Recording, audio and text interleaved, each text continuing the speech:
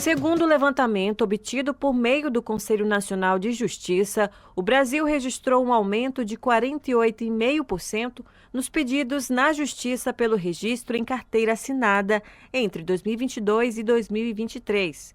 Em Rondônia, foram 2.700 pedidos judiciais para reconhecimento do vínculo trabalhista durante o período.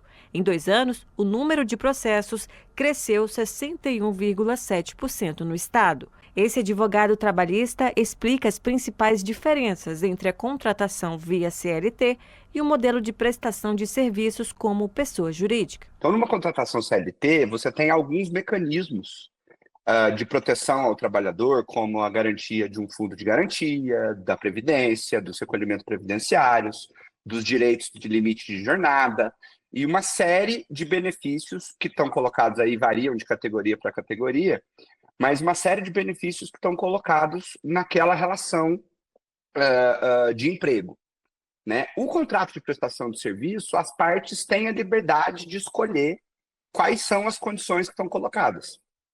Então, essa principal diferença é o espírito do contrato. No contrato de trabalho, você já tem uma formatação previamente determinada pela lei.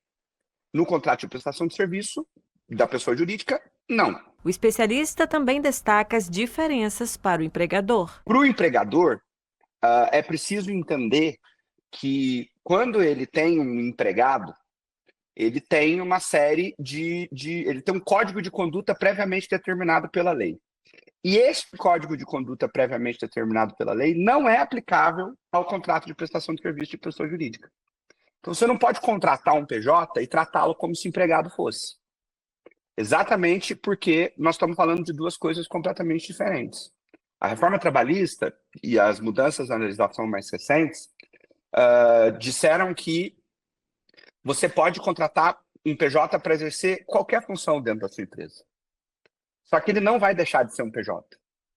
E, portanto, você não pode tratá-lo como se empregado fosse, ainda que você possa contratar para fazer qualquer coisa, um PJ. Segundo o advogado, uma das principais razões para a prática da pejotização é a redução de custos. Para você ter um trabalhador ganhando, por exemplo, um salário de R$ 5.000 por mês, seu gasto final com esse trabalhador, numa relação de emprego, ele vai ser aí superior a R$ 8.000, seguramente. Então, você vai ter um gasto bruto de 8 para o trabalhador receber 5. No contrato de PJ, para ele receber 5, você paga 5. Porque o MEI, ainda mais se for microempreendedor individual, que o imposto é muito pequeno, você tem esse valor quase que inteiramente líquido. O advogado destaca os principais direitos que os trabalhadores podem reivindicar judicialmente, mesmo contratados como PJ, caso a relação de trabalho seja caracterizada como CLT. O reconhecimento do vínculo é o principal direito. Por quê?